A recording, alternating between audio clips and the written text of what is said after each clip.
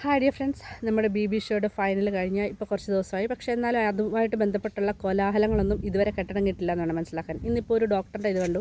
Aneesh T എന്ന് പറയുന്ന commoner കണ്ടസ്റ്റൻ്റായിട്ട് വന്ന ഫസ്റ്റ് റണ്ണറപ്പായിട്ട് വിജയിച്ചു വന്ന അദ്ദേഹം നടത്തിയൊരു സ്റ്റേറ്റ്മെൻറ്റ്. അദ്ദേഹം ആഫ്റ്റർ ദ ഷോ കൊടുത്ത ഒരു ഇൻ്റർവ്യൂവിൽ അദ്ദേഹം പറയുന്നുണ്ട്, മെറ്റേണിറ്റി ലീവ് എന്ന് പറയുന്നത് സ്ത്രീകൾ പല സമയത്തും പ്രിവിലേജ് ആയിട്ട് എടുക്കുന്നുണ്ട് എന്ന് പറയുന്ന ഒരു സ്റ്റേറ്റ്മെൻറ്റ്. അപ്പോൾ അതുമായിട്ട് ഒരുപാട് കോൺട്രവേഴ്സീസ് നടക്കുന്നുണ്ട്. പക്ഷേ ഞാൻ മനസ്സിലാക്കിയത് അദ്ദേഹം തീർച്ചയായിട്ടും ഒരു വിഭാഗം ആൾക്കാർ, നമ്മുടെ ഇടയിലുള്ള ഒരു വിഭാഗം ആൾക്കാരെ അവർക്ക് അനുഭവവേദ്യമാവാത്തതൊന്നും റിയലാണ് എന്ന് സമ്മതിച്ചു തരില്ല. അങ്ങനൊരു, അതായത് അവർ അനുഭവിച്ചത് മാത്രമേ ഉള്ളൂ സത്യമായിട്ടുള്ളത്, അല്ലെങ്കിൽ അവർക്ക് അനുഭവിക്കേണ്ടി വരാത്തതൊന്നും ഈ ലോകത്തില്ല. അങ്ങനെയുള്ള കാര്യങ്ങളൊന്നും നിലനിൽക്കുന്നില്ല. അപ്പോൾ അതിൻ്റെ ഒരു എക്സാമ്പിൾ ഞാൻ പറയാം. അതായത് കൃഷ്ണപ്രഭ എന്ന് പറയുന്ന ഒരു ആർട്ടിസ്റ്റ് ഈ അടുത്തൊരു സ്റ്റേറ്റ്മെൻറ്റ് നടത്തി. നമ്മുടെ ഡിപ്രഷൻ എന്ന് പറയുന്നത് പണിയില്ലാത്ത ആൾക്കാർക്ക്, ജോലിയില്ലാതിരിക്കുന്ന ആൾക്കാർക്ക് ഉണ്ടാകുന്നൊരു സംഭവമാണ്, അങ്ങനെയുള്ളവർക്ക് തോന്നുന്നതാണ്, അല്ലാതെ അങ്ങനെ ഒരു മെൻ്റൽ സ്റ്റേറ്റ് ഇല്ല എന്ന് പറയുന്നൊരു പരാമർശം നടത്തിയിരുന്നു.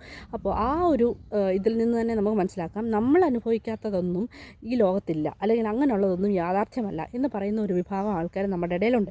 അങ്ങനൊരു വിഭാഗത്തിൻ്റെ പ്രതിനിധിയാണ് ഈ അനീഷ് എന്ന് പറയുന്ന അദ്ദേഹം ഒരു സ്ത്രീ ഒരു ഡെലിവറി കഴിയുമ്പോൾ അവർ കടന്നു പോകുന്ന മാനസിക ശാരീരികാവസ്ഥകളൊന്നും അടുത്ത് നിന്ന് കാണുകയോ അല്ലെങ്കിൽ അത് മനസ്സിലാക്കാൻ ശ്രമിക്കുകയോ ഒന്നും ചെയ്യാത്തൊരു വ്യക്തിയായിട്ടാണ് എനിക്ക് തോന്നുന്നത്.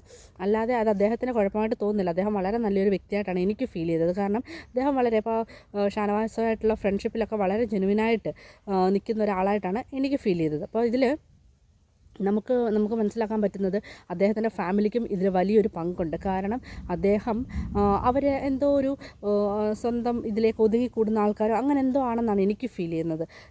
അതിന് അങ്ങനെ പറയാൻ കാരണമുണ്ട്. ഇപ്പോൾ നമ്മൾ കാണുന്നുണ്ട്, ഇദ്ദേഹം വളരെയധികം ഇമോഷണൽ ഡിപ്പെൻഡൻസി ഉള്ള ഒരാളായിട്ടാണ് എനിക്ക് ഫീൽ ചെയ്യുന്നത്. നമ്മൾ ഏതൊരു ഇൻ്റർവ്യൂ എടുത്താലും അല്ലെങ്കിൽ എവിടോട്ട് പോകുന്ന കണ്ടാൽ കഴിഞ്ഞാലും ബ്രദർ അദ്ദേഹത്തിൻ്റെ കൂടെ ഉണ്ട്. അതൊരു പ്രശ്നമായിട്ട് ഞാൻ പറയുന്നതല്ല.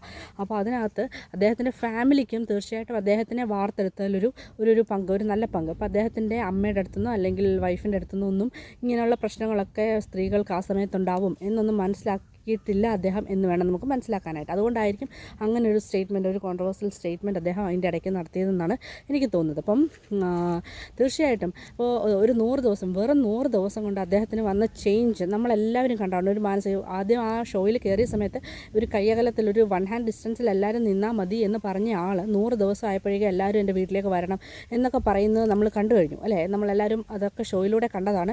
അതൊന്നും അദ്ദേഹം ഷോയുടെ ഭാഗമായിട്ട്, ഗെയിമിൻ്റെ ഭാഗമായിട്ടൊന്നും പറഞ്ഞതാണെന്ന് എനിക്ക് തോന്നുന്നില്ല. വളരെ ആത്മാർത്ഥമായിട്ട് പറഞ്ഞതുപോലെയാണ് എനിക്ക് ഫീൽ ചെയ്തത്. അപ്പോൾ അങ്ങനെ ഒരാളെ ഒരു ഫ്രണ്ട്ഷിപ്പിന്, ജസ്റ്റ് ഒരു ഫ്രണ്ട്ഷിപ്പിന് അങ്ങനെ ഒരു മെൻ്റൽ സ്റ്റേറ്റ് ചേഞ്ച് ചെയ്യാൻ പറ്റിയിട്ടുണ്ടെങ്കിൽ തീർച്ചയായിട്ടും ഒരാൾ അദ്ദേഹത്തിനെ ചേർത്ത് പിടിക്കാനുണ്ടെങ്കിൽ തീർച്ചയായിട്ടും ഒരുപാട് മാറ്റങ്ങൾ അദ്ദേഹത്തിന് വരും എന്ന് നമുക്ക് മനസ്സിലാക്കാം.